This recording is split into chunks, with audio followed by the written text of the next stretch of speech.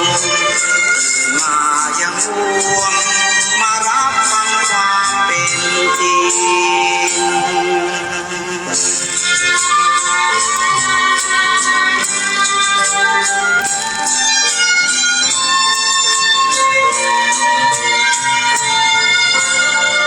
คิดกันทุกครา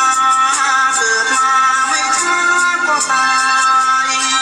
โลกยังวุ่นวายมีร้ายเลวหาเป็นห่วงแล้วเราเป็นคนยังวนวายไปหาพลวงตื่นมายังห่วงมารับฟังความเป็นจริง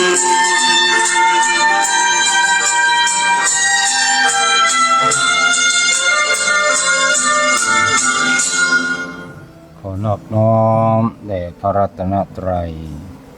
ขอถวายความเคารพพระมหาเถรานุเถระเจ้าคณะพระสังฆาธิการผู้ตนพระองค์ขอเจริญสุขเจริญปอนพ่อแม่ศรัทธาท่านสาธุชนพุทธบริษัททั้งหลายที่พอต่างเฟซบุ๊กก็ดีรับชมรับฟังต่างบ้านทางสถานีวิทยุ 96.00 เมกะเฮิรตซ์วิทยุเพื่อพระพุทธศาสนาและจริยธรรมจังหวัดเชียงใหม่ของคณะสงฆ์จังหวัดเชียงใหม่จังหวัดที่มีพระพุทธศาสนาเป็นศาสนาประจำจังหวัดอยู่ในขณะนี้รายการอุจากภาษาธรรมกับเมืองด้านนาได้กลับมาปะพบญาติโยมสาธุชนพุทธบริษัททั้งหลายดังเช่นเคยรายการของเฮานั้นสัปดาห์หนึ่งก็มีอยู่3วันจันทร์อังคารและก็วันพุธวันจันทร์วันอังคารเริ่มตั้งแต่บ่ายโมงจนถึงบ่าย2โมงวันพุธเริ่มตั้งแต่บ่าย4โมงถึงบ่าย3โมงถึงบ่าย4โมงวันนี้เฮาปะพบกันก็ตรงกับวันอังคารที่21เนาะ21กรกฎาคม2569ปะพบกันวันนี้อาตมาภาพก็จะนำสิ่งที่ดีมีประโยชน์นำมาฝากญาติโยมสาธุชนพุทธบริษัททั้งหลายตามเวลาภายใน1ชั่วโมงของแต่ละวันญาติโยมสาธุชนพุทธบริษัททั้งหลายเมื่อหลายวันมานี้นะเริ่มต้นตั้งแต่วันที่15เป็นต้นมาอาตมาภาพก็ได้เดินทางไปต่างประเทศไปเกาหลีใต้เนี่ยไปเกาหลีใต้แต่ได้ไปส่องเกาหลีเหนือมันมีจุดส่องเกาหลีเหนืออยู่มันเป็นภูเขาสูงๆนะก็อยู่เขตเกาหลีใต้แล้วก็ขึ้นไปเป็นบันไดเป็นชั้นไปพ่อแม่ศรัทธาที่เคยไปก็คงได้ไปหันแล้วขึ้นไปเรื่อยๆเป็นชั้นแล้วก็ขึ้นไปส่อง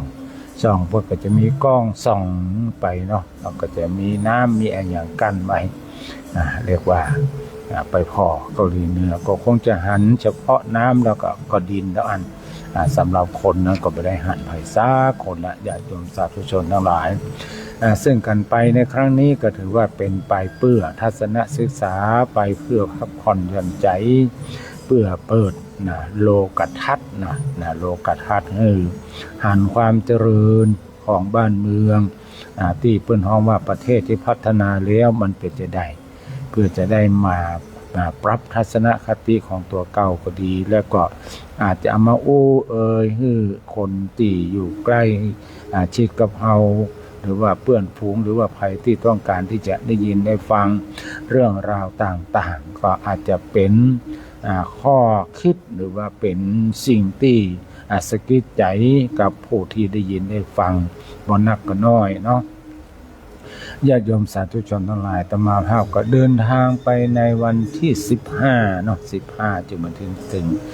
วันที่18ก็ปีกมาบ้านเฮาวันที่15ก็เดินทางไปขึ้นเครื่องนี่ลกจากวัดป่าบองไปก็7 โมงแมลงญาติโยมทั้งหลายเพื่อจะเครื่องจะออกนี่11 โมงปลายพุ่นน่ะต้องไปรออยู่ที่สนามบิน11 โมงปลายก็นั่งไปทั้งหลายเวลาของบ้านเฮากับเปิ้นนี่มันมันบ่เท่ากันเนี่ยคือเปิ้นจะเวยกว่าเฮาไป2 ชั่วโมงเท่านั้นหลายสมมติว่าบ้านเฮา7 โมงที่เกาหลีใต้ประเทศเกาหลีนะตึงเกาหลีใต้เกาหลีเหนือนั่นแหละ ก็จะเป็น7 โมงคือจะเวยกว่าเฮาไปเปิ้นแจ้งเวยแล้วเปิ้นก็ค่ำเวยกว่าเฮาเพราะว่าเปิ้นอยู่ทางทิศตะวันออกของเฮาไปจำ3,000กว่ากิโลเนาะ3,000 กว่ากิโลใช้เวลาในการเดินทาง5 ชั่วโมงป่ายญาติโยมทั้งหลายก็ไปกันเมื่อคืนเนาะทั้งคืนซึ่งว่าจะบ่ได้รับเลยก็ว่าได้หรืออาจจะมีการลักลับว่ามันงีบไปในขณะนั่งซึ่งตัวอาตมาภาพเองนี่เป็นคนที่ค่อนข้างที่จะหลับยากมาให้บางทีถ้าบ่ได้นอนแทบกับพื้นนี่จะว่าให้หลับนะมันยกเว้นอย่างเดียวนั้นถ้าถูกนิวรณ์5เขาครอบงำยกตัวอย่างเช่นเฮาไปเรียนหนังสือครูบาอาจารย์กำลังสอนอยู่นั่งบ่ได้ก็หลับได้นะมุกโต๊ะก็หลับได้แต่ถ้าว่าบ่มีกิจกรรมที่ว่าทำคุณงามความดีเช่นเรียนหนังสือฟังเทศน์นี่มันตึงบ่นอนมันตึงบ่หลับในตึงบ่หลับเขาค่อนข้างจะหลับยากญาติโยมทั้งหลายเพื่อไปถึงป้นเนาะยังอยู่บนเครื่องอยู่ตั้งหลายตะวันส่องแจ้งมากล่ะแจ้งคำบนมาละคำบนมาละกองไปถึงแล้วหน้าแปลงฟันหยังที่สนามบินเรียบร้อยก็ไม่ได้เข้าสู่ที่พักแต่อย่างใดทั้งหลายก็พากันไปเก็บกระเป๋าเรียบร้อยก็เตะหอเข้ากินฟังแล้วก็เป็นเรื่องที่น่าตลกเนาะไปสนามบินเกาหลีเนี่ยมาเตะหอเข้ากินหั่นนะพอดีทางทัวร์เพิ่นนั้นที่เพิ่นจัดไปบอกว่าเพิ่นเตรียมอาหารไปเป็นข้าวนึ่งเนาะเป็นไส้อั่วน้ำพริกตาแดงอย่างนี้เนาะคือเพิ่นบ่ได้จัดอาหารเจ้าถวายคือกลุ่มคณะของเขานั้นก็มีทั้งฆราวาสมีทั้งพระเนาะพระของเขาก็11 รูปฆราวาส13 ท่าน13 ท่านที่เดินทางไปด้วยกันก็เตะหอเข้าปิดต่อหอเข้าบ้านเฮาแล้วไปพากันกินในสนามบินเรียบร้อยแล้วรถทัวร์ที่ทางไกด์เป็นจัดก็มารับเอาก็ไปท่องเที่ยวในสถานที่ต่างๆที่เปิ้นป่าไปดูความเจริญของบ้านเมืองเปิ้นเนาะญาติโยมทั้งหลายสิ่งที่เราหันนั่นก็คือความสะอาดสะอ้านของบ้านเมืองที่ห้องว่าเป็นประเทศที่พัฒนาแล้วญาติโยมทั้งหลายอันที่จริงเกาหลีใต้เนี่ยเปิ้นพัฒนาหรือว่าเปิ้นก่อตั้งประเทศมาก็บ่เกิน70 ปีนั่นหลายบ่เมินมันมานี่นะแต่ว่าความที่ว่าเปิ้นได้สัมผัสหรือว่าเปิ้นผ่านสมรภูมิสงครามมาหลายครั้งหลายคราวทำให้เปิ้นมีการพัฒนาอย่างรวดเร็วประชาชนให้ความร่วมมือในทุกเรื่องในทุกเรื่องเพราะว่าการที่ปฏิบัติตามกฎหมายบ้านเมืองกฎระเบียบของสังคมยกตัวอย่างเช่นว่าการข้ามถนนหนทางเนี่ยนะญาติโยมทั้งหลายเปิ้นก็จะมีไฟเขียวไฟแดงทุกจุดแหละมันจะมีช่วงเวลาที่คนข้ามคือว่าต้องไปกดไปอย่างบ้านเฮาเวลาจะข้ามเฮายังได้กดไฟเขียวไฟแดงอยู่ที่ปุ่นนี่เปิ้นมันมีการกดไฟเขียวไฟแดงถึงเวลาเปิ้นจะให้คนข้ามเนาะเปิ้นอาจจะให้รถวิ่งไปกี่นาทีก็เดียวก็จะมีเรื่องของคนข้ามมันก็มีไฟเขียวให้คนข้ามถนนตัวส่วนรถนั้นถึงแม้ว่าจะมีคนข้ามถึงเวลามาถึงเป็นไฟแดงเปิ้นก็จุกหมดเปิ้นจุกหมดเปิ้นมาได้ลัก มันจะลักหล่อนอย่างบ้านเฮานี่เนาะอย่างบ้านเฮาเปิ้นไปโกงแถมที่นึงอาจจะลักโดนตำรวจเงียบมาก็เดือดร้อนว่าตำรวจพ้องอย่างเหล่านี้เป็นต้นอันนี้เพิ่นก็ได้ประพฤติปฏิบัติตามกฎอย่างเคร่งครัดเฮาหันแล้วเป็นสิ่งที่ดีอาตมาภาพไปติวไปลายทำลายนึ่งนอกจากฝากโรงแรมแล้วก็ไปเซเว่นขามาก็เร็วซ้ายแลขวามันมีรถสักกันมาภาพก็เตียวข้ามมาหน้าซื่อไกลคันใส่ท่านบ่ได้เนอะบ่ได้บ่ได้ผมไปเกินต่างแล้วเนาะก็เลยลวดมาเพิ่นบอกว่าบ่ได้ที่นี่เวลาคนข้ามก็จะเป็นไฟเขียวนะครับไฟเขียวสำหรับคนส่วนรถเปิ้นที่จุกแต่ถ้าว่าเปิ้นเป็นไฟแดงถ้าเฮาข้ามมาถ้ารถจนเนี่ยเฮานี่ผิดเนย ถ้าเป็นความผิดของเขาก็ได้เรียนรู้จากที่หั่นมาญาติโยมทั้งหลายอันนี้ก็เป็นสิ่งที่เรียนรู้เรานอกจากนั้นเราก็หันความเป็นระเบียบเรียบร้อยถึงแม้จะมีผู้คนมากมายนะแต่ว่าเปิ้นก็มีความร่มเย็นมีความ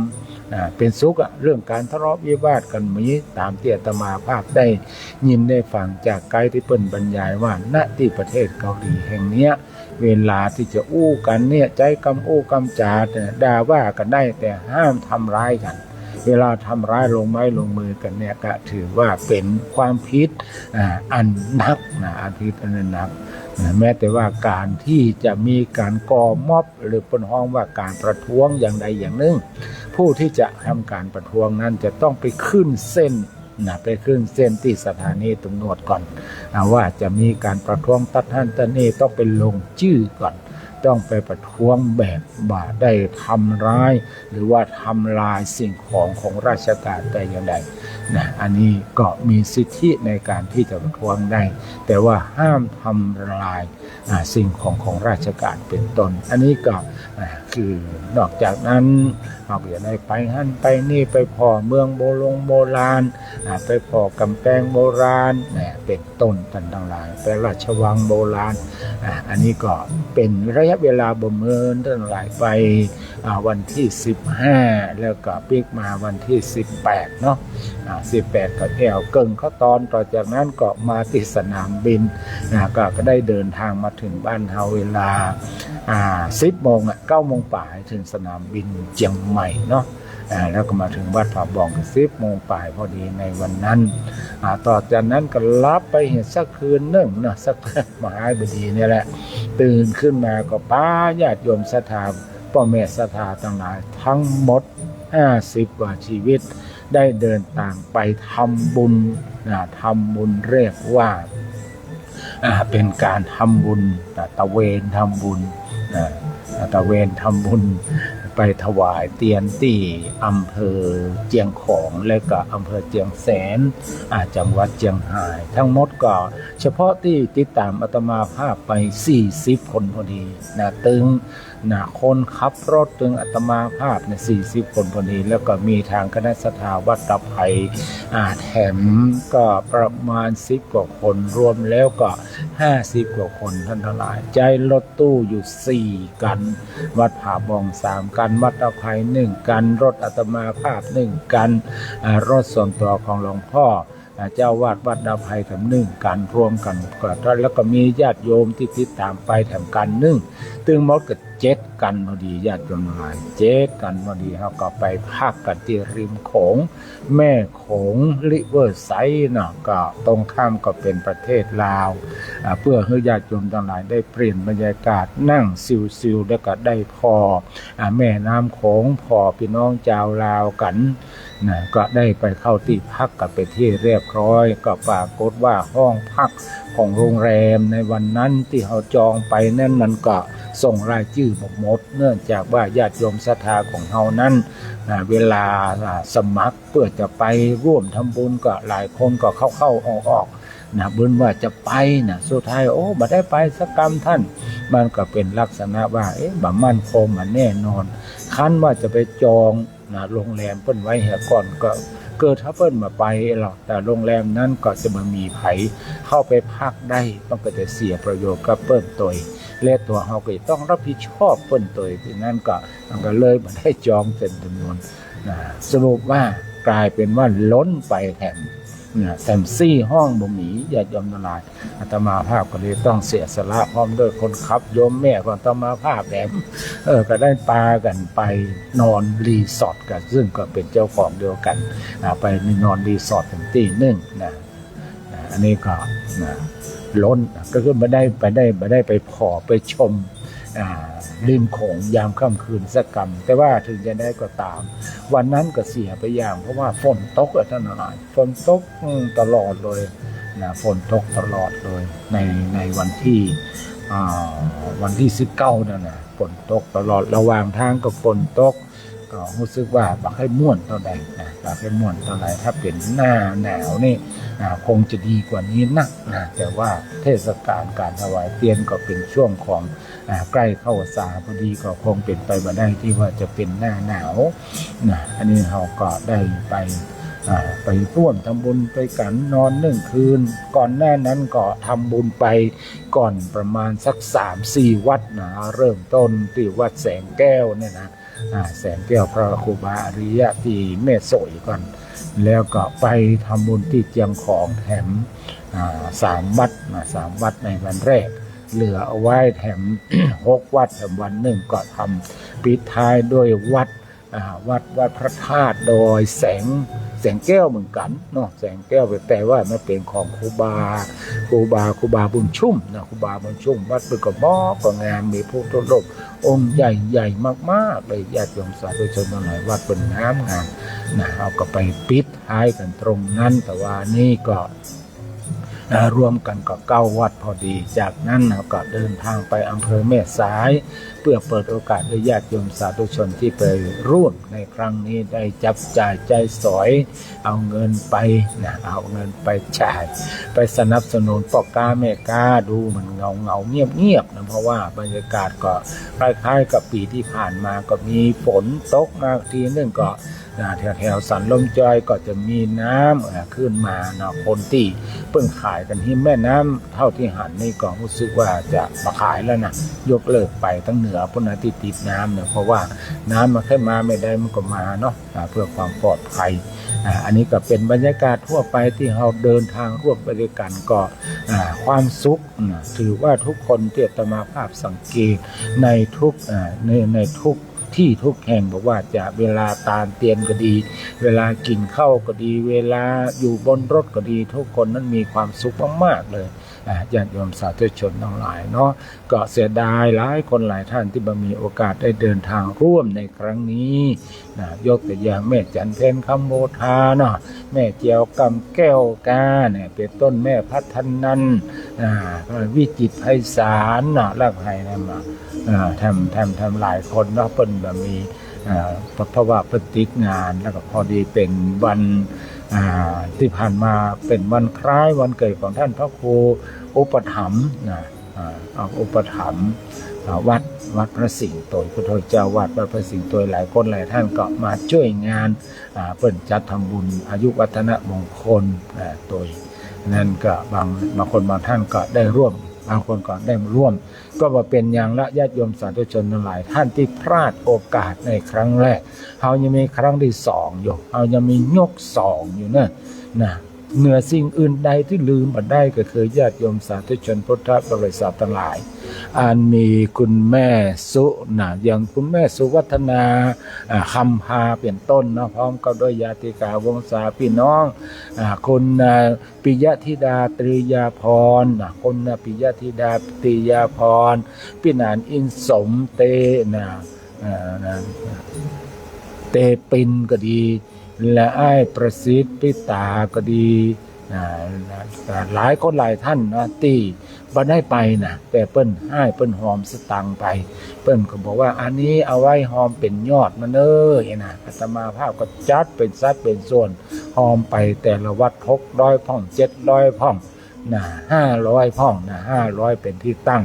นอกจากนั้นตีมันเหลือมันอย่างอาตมาภาพก็ต้องมาเสริม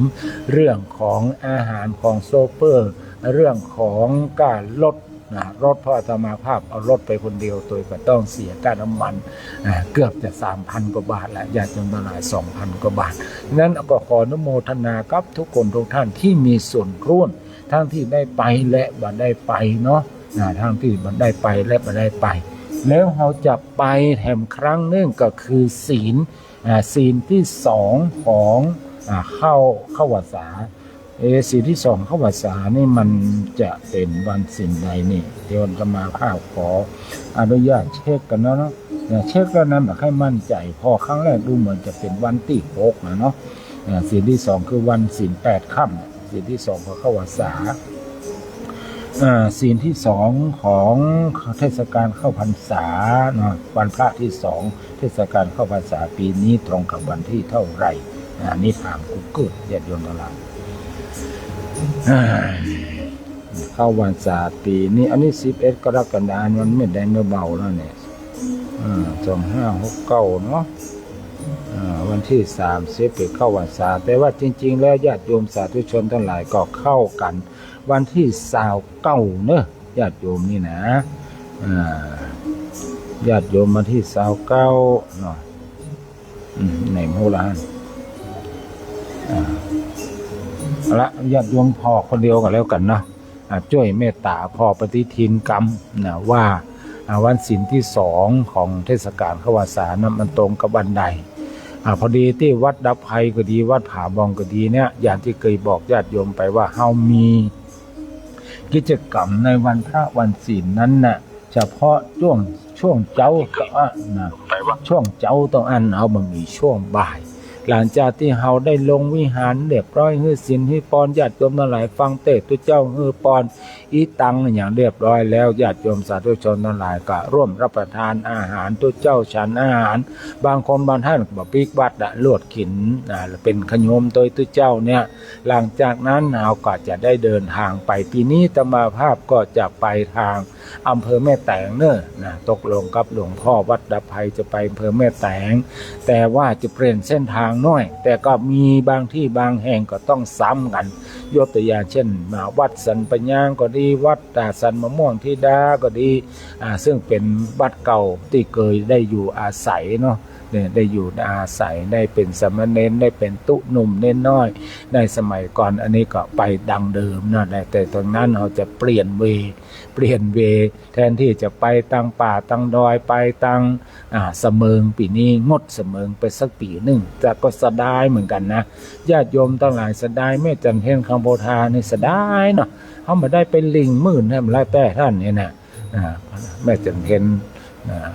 ได้ไปลิงมื่นไปปอปีนี้ถ้าจะมีของแจกพิเศษมันมีหอมเตียม มีหอมเตียมมันมีมาได้กินนอนยำหลายคนอะไรหานอนยำนอนยำบ้านต้นลุงบ้านตมาภาพบ้านโยมแม่ตมาภาพนะสถาปัตย์ต้อนรับด้วยยำหน่อพ่องน้ำพริกกะปิน้ำพริกน้ำปูทุกคนไปแล้วประทับใจปีนี้งด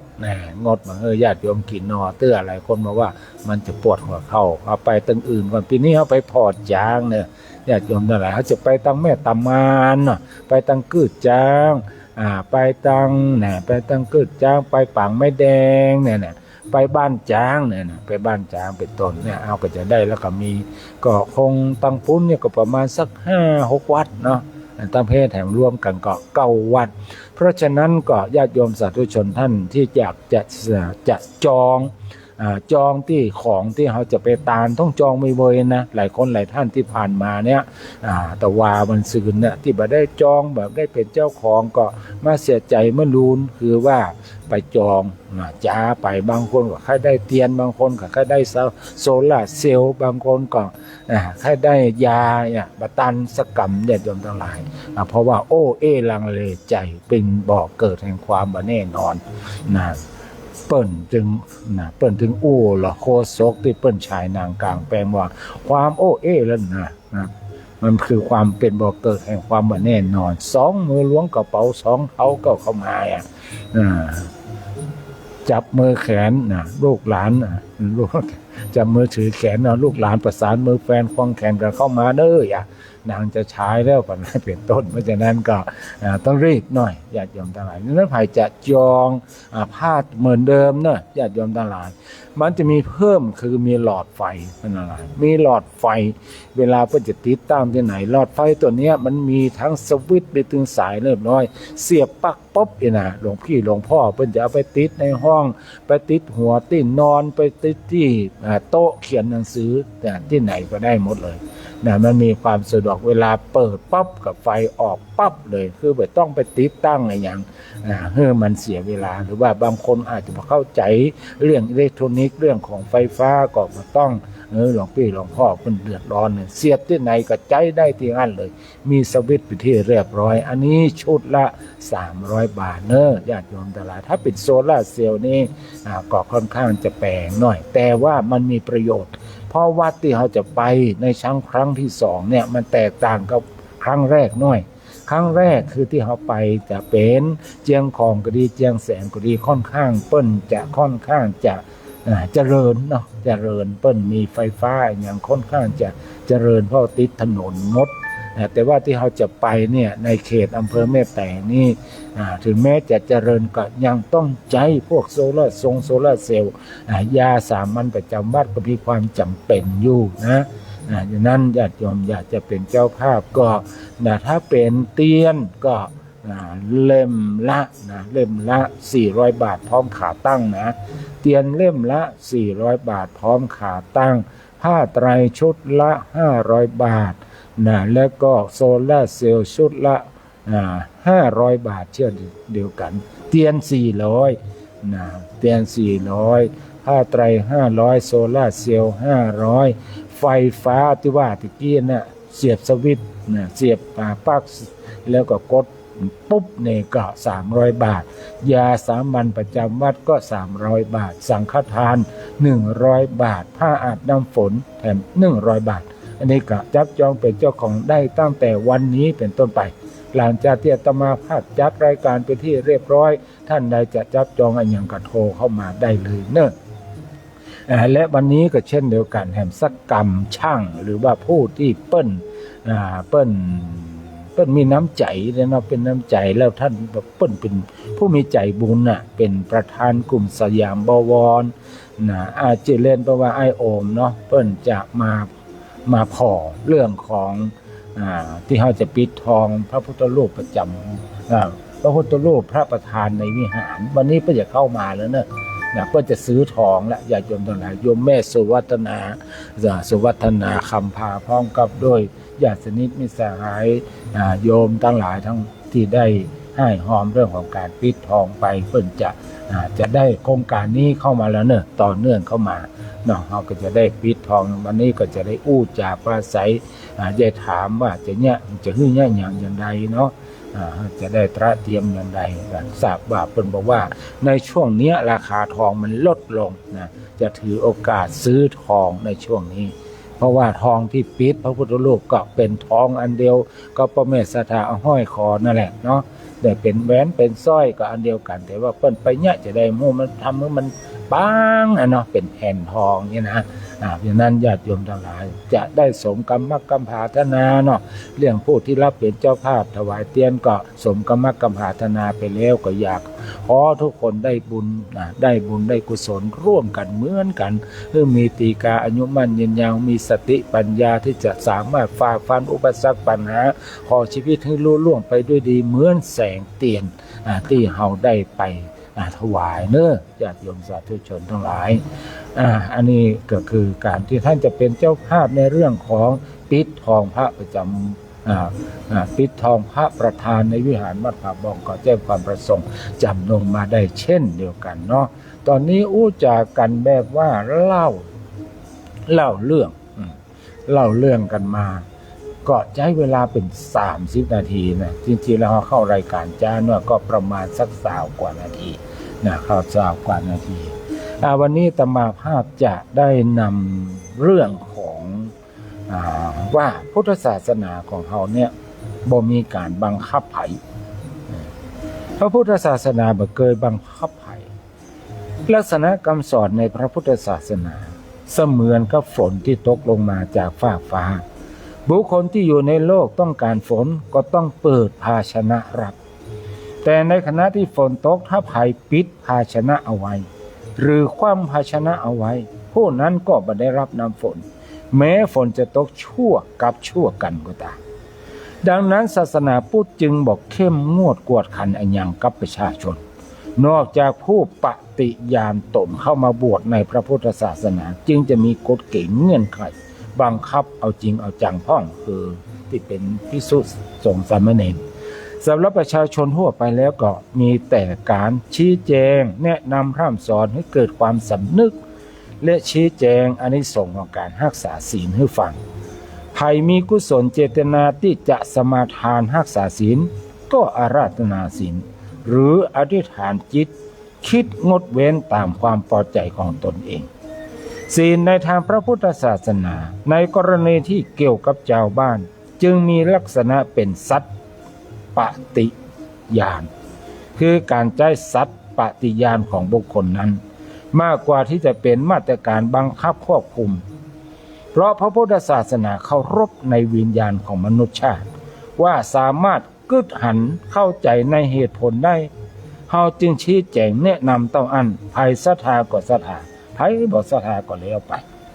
เขาจะยอมรับนับถือหรือไม่เฮาก็ยังเป็นมิตรกับเขาเพราะเฮาถือว่าทุกชีวิตเป็นเพื่อนร่วมเกิดแก่เจ็บตายตัวกันเวลาตั้งความปรารถนาดีเฮาก็แผ่ส่วนบุญส่วนกุศลด้วยใจคำว่าสัพเพสัตตาซึ่งแปลว่าสัตว์ทั้งหลายทั้งปวงบ่ได้เจาะจงว่าศาสนานั้นศาสนานี้บุคคลคนนั้นคนนี้ภาคนั้นภาคนี้ชาตินั้นชาตินี้ศาสนาพุทธจึงเป็นศาสนาที่แปลกในกรณีที่บอกกระหายที่จะได้ศาสนิกชนนักเพิ่มขึ้นเหมือนศาสนาอื่นศีลพุทธบ่ใช่ข้อห้าม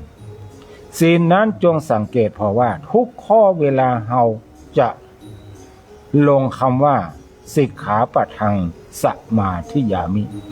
เป็นหลักฐานแสดงอย่างชัดเจนว่า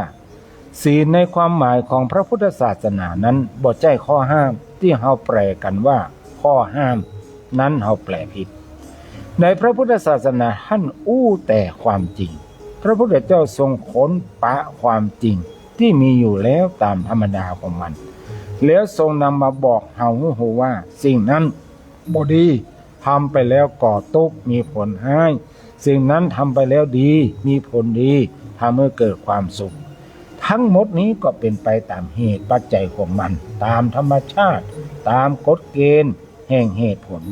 พระพุทธเจ้าเป็นผู้แสดงความจริงเมื่อเฮาฟังถ้าเฮาเชื่อเฮาตกลงหันชอบโดยเฮาก็บอกว่าสิกขาปะทังสมาธิยามิคือเฮาตกลงจะปฏิบัติอย่างที่พระพุทธเจ้าสอน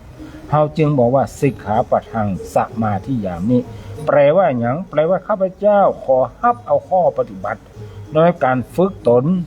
ว่าจะทำอย่างนั้นนะหมายความว่าศีลนะหมายความว่าศีลเป็นข้อปฏิบัติในการฝึกฝนหรือพัฒนาตนเพราะฉะนั้นศีลทุกข้อเป็นเรื่องของการศึกษาเป็นการฝึกฝนตนเองโดยแสดงการยอมรับว่าเฮาหันตัวกับการกระทำอย่างนั้นจึงตกลงที่ถือเอาเป็นข้อปฏิบัติในการฝึกฝนหรือว่าฝึกหัดตนเองเพื่อเว้นจากการกระทำอันนั้นอันนี้หรือให้อยู่ดีอยู่สบายโดยบ่มีภัยบ่มีเวรกับไผพระพุทธเจ้าท่านเคยห้ามไผที่ไหนพระองค์ไม่เคยถือสิทธิ์เป็นผู้มีอำนาจที่จะมาบังคับไผคุณทำจะได้คุณก็ได้ผลจะอันตามเหตุปัจจัย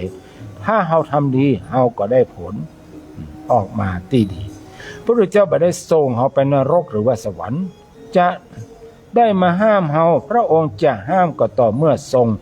ตั้งคณะสงฆ์ต่ออันตั้งคณะสงฆ์ขึ้นมาและกำหนดวางเป็นกฎระเบียบสำหรับสังคมสงฆ์เมื่อภัยตกลงสมัครใจจะเข้าร่วมในหมู่คณะสงฆ์ก็ต้องปฏิบัติตามกฎระเบียบมันเป็นเงื่อนไขสำหรับสังคมสงฆ์นั้นแต่ในแง่ของการปฏิบัติธรรมแล้วบ่มีการบังคับแต่อย่างใดคำสอนในพระพุทธศาสนาเหมือนยานั่นแหละคำสอนในพระพุทธศาสนามีลักษณะเหมือนยาซึ่งคนจะต้องเชื่อแพทย์เชื่อในตัวยาแล้วต้องรับประทานยาตามที่แพทย์สั่งการหายจากโรคจึงจะเกิดขึ้นศาสนาพุทธไม่ใช่เรื่องของการโดนบันดาลเป็นเรื่องของเหตุผลใครต้องการเหตุผลจะได้ก็ต้องสร้างเหตุเช่นนั้นอย่างที่พระองค์ทรงแสดงไว้ว่าเหมือนบุคคลปลูกพืชชนิดใดชนิดหนึ่งก็จะได้ผลของพืชชนิดนั้นทำความดีก็ได้รับผลดี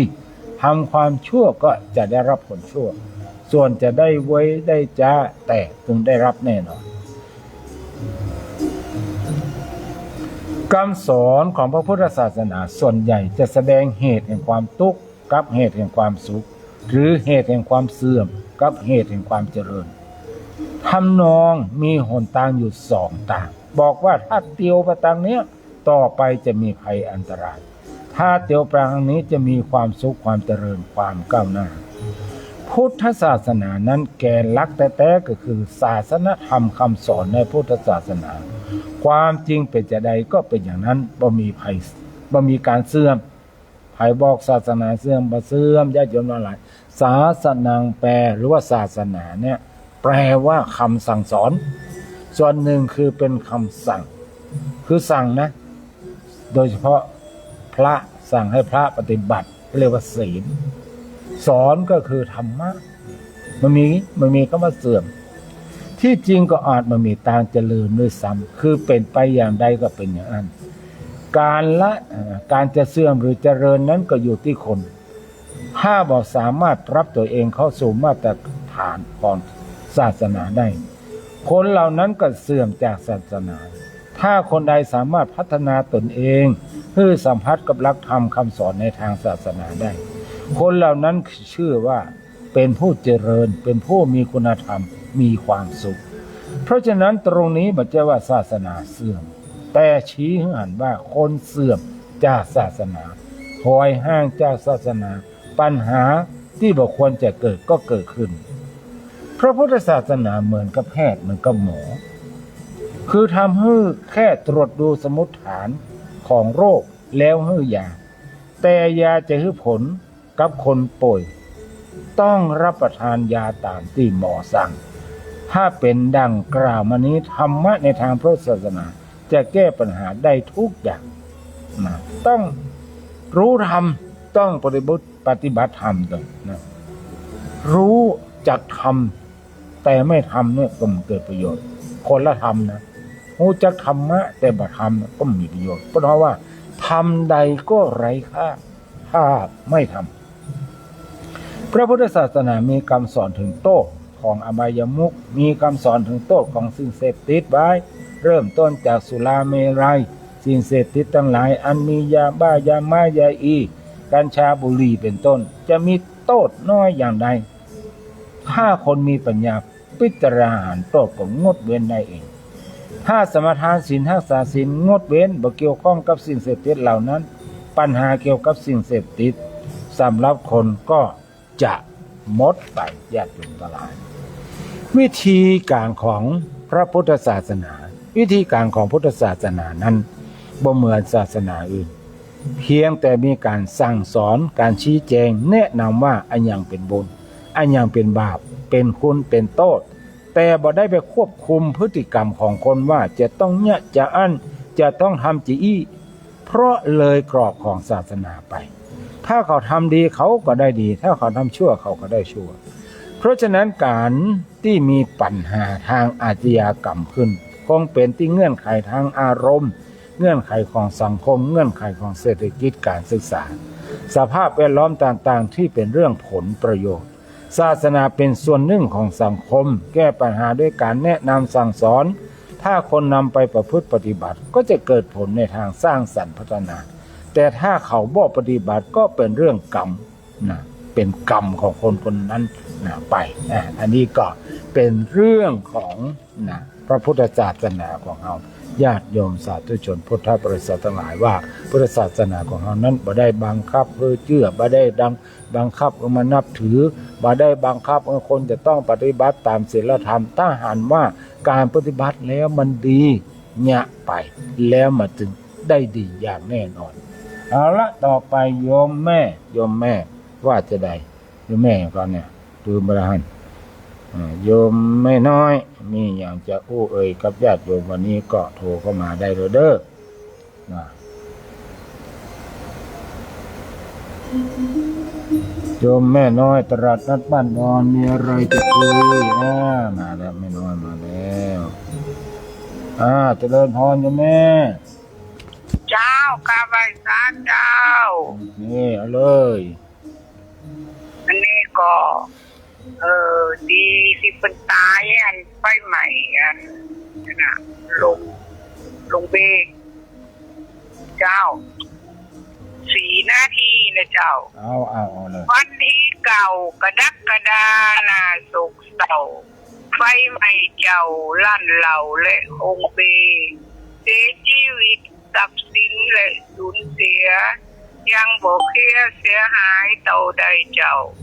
อันความตายบ่ฮู้จะตายไหนตายเมื่อใดไฟจะไหม้ก็บ่ฮู้กรรมตันก็แน่แลเฝ้าดู ถ้าว่าหูไผบอกไปในหงเบถึงข้าวตายอยู่ไหนก็ตายเจ้าก็โศกเศร้าญาติมิตรคิดลำหาก็จากกันเร็วไปหน่อยบ่ลำลาอะไรหาน้ำตาตกจดไหลลินถึงข้าวตายวายชีวีดีรถไฟระยะไกลกี่ร้อยกิโลเจ้ายังมาหล่นตัดรถมาเป็นกำเก่ามาตัดเจ้าพอดีนี่แหละกำถ้าบ่ถึงข้าวตายวายชีวิตละอ่อนติดทำนั่งนอนยังรอดตายพอถึงข้าวจะสมานสิบบำวายก็มาตายวายชีวีตีในธรรมถ้าถึงข้าววายชีวีตีจะตายเห็นดินไหวเวเนซูเอลาก็ตายไปใจกำสีปัญหาป่วยแถมก้าหมื่นหากันเนื้อเจ้าถ้าบ่ถึงข้าวตายวายชีวัตใครพิขาดเห็นขาบ่อาสันถึงข้าวตายก็ง่ายๆไม่จิ้มฟันแดงเหงือกอันบาดทะยักลงจากตายเขาจะหนีความตายบ่ได้เนบ่เว้นแต่หมูหมาและกาไก่ถึงเวลาก็ล่วงลับดับกันไปบ่เว้นไผตายคู่คนบ่พ้นเจ้าเฮาจะหนีก็ยิงวิ่งเข้าใกล้ความป่วยไข้ความแก่และความตายหนีบ่พ้นลบลี่หนีไปไหนหนีต่อใดก็ซ้ำง่ายไก่ต่ออันพยาบาลหมอใหญ่ก็ตายเจ้าเป็นขี้เถ้าถมดินสิ้นกันไปทุกคนบนโลกรวยบ่ไหวบ่เว้นไว้ราชายาจกเจ้าแม่พุทธะอรหันต์ดับขันธ์ใดคนลุมไต่ธรรมดาหานีพ้นมนุษย์สัตว์ทุกชีวิตทุกโตตนนี้บ่พ้น34ตีตายเจ้าขอแสดงความเสียใจอะไรหาญาติกาลืมบ่ได้ไปจนตายคนที่หักพัดพรากจากเข้าไปในกองไฟหงเวเสียใจเจ้าเสียใจต้อยพ่อแม่และพี่น้องหมู่เพิ่นป้องญาติมิตรสนิทกันได้จากไปล่วงลับดับชีวันบ่มีวันปิกมาหาแล้วเจ้ามีเงินทองกองล้นบนภูเขาจะซื้อเอาความตายไว้ปกไล่พ้นอันความตายมีทั่วทุกตัวตนคิดกินบนต่อใดบ่ได้คือรับฟันดีกันเน้อจึงยิงใจหมดกำไปรับสบายกันเน้อเจ้าหมดกำเวนกันไปจึงใหม่เก่าบ่ตั้นเถ่าเลยบ่ได้ใจเดินปันขอวิญญาณไปสู่ดี34สู่สวรรค์วิมานพรหมเป็นเทวานางฟ้าสุขสมวิมานพรหมบนสวรรค์นิรันดรเจ้าไหว้สาเจ้าวันพุธสดเด้อสาธุเจ้าก็อู้เรื่องของความตายหนอเรื่องสถานการณ์เหตุผลที่เกิดขึ้นกับวัยรุ่นทั้งหลายที่ในกรุงเทพมหานครซึ่งเรื่องนี้ก็เป็นบทเรียนให้เราท่านหลายได้รู้ได้หันว่าจริงๆแล้วในทางพุทธศาสนาพระองค์ทรงชี้ไว้ว่านี่คืออบายมุขคือสิ่งปากทางแห่งความชิบหายญาติโยมทั้งหลายบอกว่าการติดพนันแอวเมื่อคืนเนี่ยถือว่าเป็นบายมุขทั้งนั้นนะพระองค์ทรงตรัสไว้ทรงสั่งสอนไว้ว่าเมื่อเฮาไปแอวเมื่อค่ำเมื่อคืนเมื่อเฮาเล่นการพนันเมื่อเฮาติดสุราเมรัยสิ่งเสพติดทั้งหลายเหล่านี้เป็นต้นเมื่อคบคนชั่วเป็นมิตรอันนี้คือเป็นอบายมุขเป็นปากทางแห่งความชิบหายเป็นชิบหายก็เป็นตัวอย่างให้เราได้รู้ได้หันว่ามันแต้ตามที่พระองค์ทรงตรัสไว้กูอย่าง ญาติโยมสาธุชนพุทธบริษัทต่างหลายเนาะต่อไปก็คงเป็นข่าวที่จะแจ้งให้ญาติโยมสาธุชนพุทธบริษัทต่างหลายได้รู้กันว่าวันที่ในช่วงนี้ก็เป็นช่วงการถวายเตียนญาติโยมสาธุชนทั้งหลายยกตัวอย่างพรุ่งนี้ที่วัดผาบ่องของเราก็จะมีเหล่าบรรดานักเรียนนักศึกษาบอกว่าจะเป็นสถาบันโรงเรียนหอพระก็ดีวิทยาลัยเทคนิคเชียงใหม่ก็ดีหรือว่าวิทยาลัยอาชีวศึกษาเพิ่นก็จะได้นำดอกอ่อนนักครูบาอาจารย์ตลอดถึงนักเรียนนักศึกษาก็จะได้นำเตียนมาถวายวัดเฮาวันพรุ่งนี้และก็วันต่อไปซึ่งกิจกรรมในการถวายเตียนก็เป็นช่วงระยะนี้แหละเนาะบอกว่าจะเป็นผ้าอาบน้ำฝนหรือว่าเตียนเข้าพรรษาอย่างยกตัวอย่างเช่นหอคำพญาเมืองรายโดยสมาคมกลุ่มน้อยน้ำหรือว่ากลุ่มสหธรรมเชียงใหม่นำโดยพ่อครูวันลบนามมงพรหมหรือว่าดร.วันลบนามมงพรหม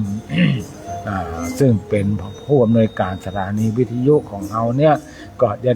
ได้ปาพี่น้อยพี่นานปาพี่น้องศรัทธาท่านสาธุชนพุทธบริษัททั้งหลายผู้ฟังทั้งหลายทุกคนทุกท่าน ที่ฟังคลื่นของ 96.0 เมกะเฮิรตซ์เนี่ยมาร่วมกันถวายเตียน9 วัดที่หอคำพญาเมืองรายเนอวิธีเริ่มตั้งแต่เจ้าก็จะมีการตั้งขบวนแห่ที่อนุสาวรีย์3 กษัตริย์โดยมีจ้างป้อนกับ90 กว่าชีวิตจะนำมาพร้อมกับโดยหมู่เฮาท่านทั้งหลายนั่นก็เจริญพรเรียนเชิญทั้งหลายในพิธีนั้นก็จะไปจนถึงเมื่อตอนเนาะถึงแม้ตอนมีการถวายภัตตาหารเพลมีการเลี้ยงข้าวป่าอาหารผู้ที่เข้ามาร่วมงานตัวนั่นท่านสาธุชนท่านใดจะแปลงข้าวป่าอาหารมาตั้งโฮงตาลก็แจ้งได้แจ้งที่พ่อครูวันลบเนอะวันที่26เนอะญาติโยมทั้งหลายวันที่26ที่หอคำพญาเมืองรายวันที่26ที่หอคำพญาเมืองรายเขาจะได้ตาลเตียนประเพณีถวายเตียนที่หอคำพญาเมืองรายตั้งแต่8 โมงเป็นต้นไปจุกันท่านท่านไปกันนักไปกันหลายๆเนาะถึงก็จะได้นิมนต์พระมาสวดพุทธมนต์แล้วก็บางสกุลแล้วก็มีการถวายเตียนคือกับพระเก้ารูปตัว9 วัดตัวแล้วก็วันที่27ที่วัดพระสิงห์วรมหาวิหาร27เนี่ยญาติโยมสาธุชนทั้งหลายเวลา 5 โมงแรงเวลา15 นาฬิกาไม่ใช่5 โมงว่าผิดไปละเวลา3 โมงบ่าย 3 โมงท่านหลายบ่าย 3 โมงจะเป็นพิธีเจริญพระพุทธมนต์สมโภชน้ำสงฆ์และผ้าไตรพระราชทานณมณฑลพิธีหน้าวิหารลายคำเวลาบ่าย 3 โมงในงานนี้อาตมาภาพก็ได้รับนิมนต์ไปโดยงานนี้เปิ้นฮือทุกเจ้าทั้งหลายซึ่งล้วนแต่เป็นพระ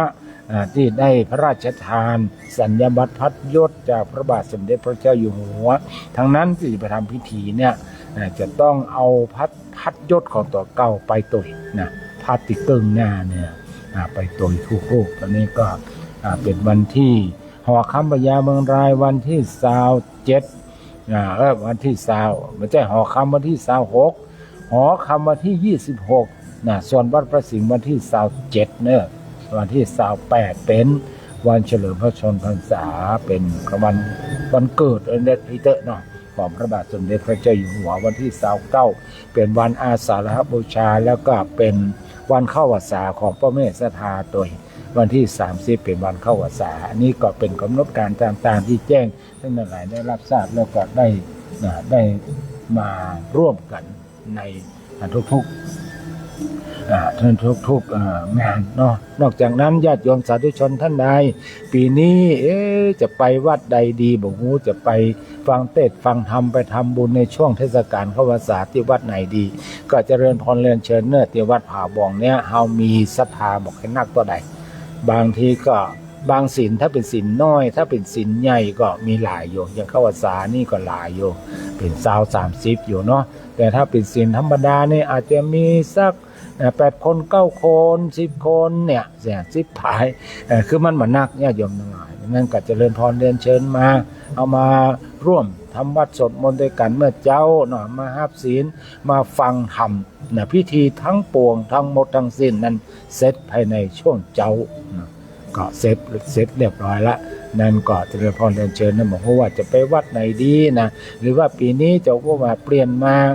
ที่วัดผาบ่องสกรรมถ้าเป็นวัดเป็นอำเภอรอบนอกนี่เขาว่าไปอย่างก็จะมีวัดไผ่วัดมันเนาะก็จะต้องไปวัดของตัวเก่าแต่ถ้าว่าเป็นคนในเวียงเนี่ยเปิ้นก็จะเลือกเอาตามใจของศรัทธาเหมือนกับติ้วสังฆทานมาก็เกิดวันนี้จะไปตานสังฆทานวัดไหนดีเนี่ยก็สามารถที่เลือกเอาคนเดียวได้นะตัดสินใจคนเดียวได้หรือแม้ว่าการถวายเตียนเนาะใครจะมาตานเตียนวัดผาบ่องก็เจริญพรเรียนเชิญเนอะ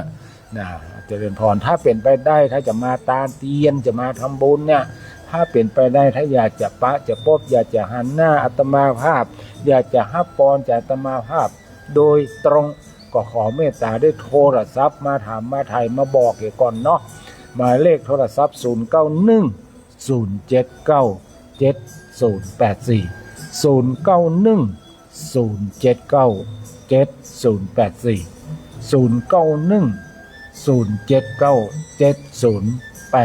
ขาโทรไม่ก่อนวันนั้นวันนี้จะมาตานเตียนจะมาทำสังฆทานจะมาตานขังเข้าเนี่ย